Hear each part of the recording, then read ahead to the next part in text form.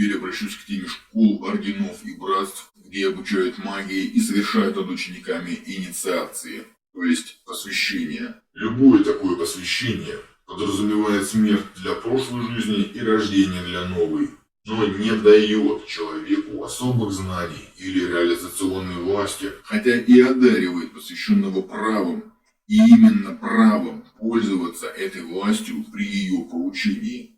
Зачастую люди, которые стоят во главе подобных обществ, преследуя корыстные цели. Они используют специфический склад людей, которые к ним обращаются. Как я еще замечу далее, к обучению магии обычно приступают люди с личными проблемами, являясь уязвимыми, внушаемыми и доверчивыми.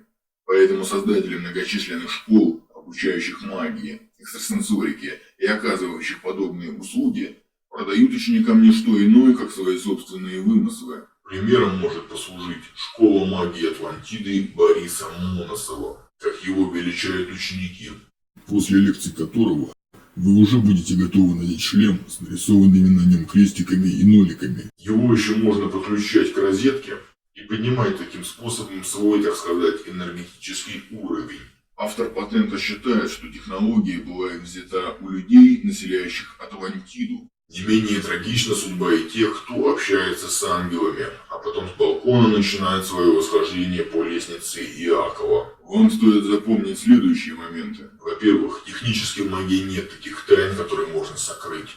Вся тайна не в том, как и что делать на ритуале, а в том, кто его делает. Во-вторых, заинтересовавшись какой-либо школой, орденом или братством, поищите в интернете, кто и как ее критикует. Это позволит вам составить некоторое представление о происходящем внутри, поскольку многие критики являются выходцами из общества, о котором пишут, и несмотря на некоторые преувеличения, которые они могут допускать, к их словам стоит прислушаться. В-третьих, особо осторожно надо смотреть на тех, кто увлекается какой-то определенной религиозной системой. Далеко ходить за примерами не надо. Взять, например, дилемму Алистера Кроули или идеи Кеннета Гранта. В-четвертых, ознакомьтесь наконец с историей интересного вам общества, по возможности опираясь не на пару статей их представителей, а рассмотрев и иные мнения. Желательно обратить внимание не только на материалы, которые есть на русском языке, но и на иностранные публикации.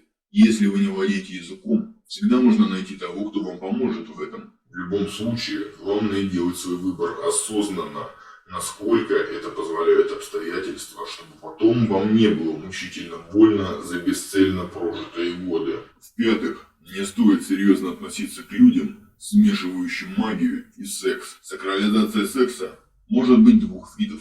Одни говорят, что в нем есть магическая сила, которой надо управлять. Другие говорят, что секс это мерзко, и магу надо от него воздерживаться всеми силами.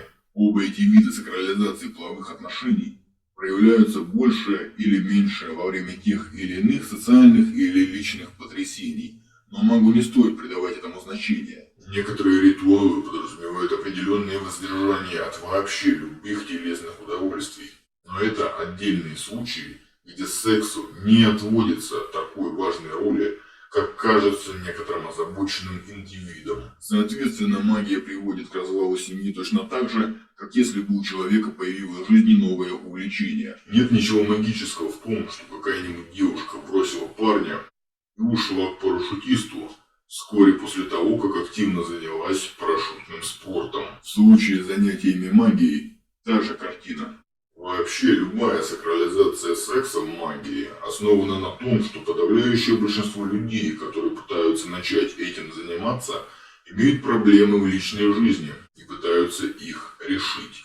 Конечно, часто эти проблемы касаются не только половых отношений, но также и финансов, взаимодействия с окружающими и так далее.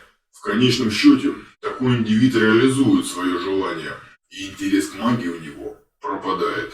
Однако некоторые, в силу личностных особенностей, оказываются неспособны решить свою проблему. И тогда они с помощью магии занимаются эскапизмом, выдумывая для себя свой собственный мир, где они начинают жить. Некоторые даже начинают строить семью в так называемом астрале. Я вам все это рассказываю, но по-хорошему это почва не для наших с вами рассуждений, а для какого-нибудь психоаналитика.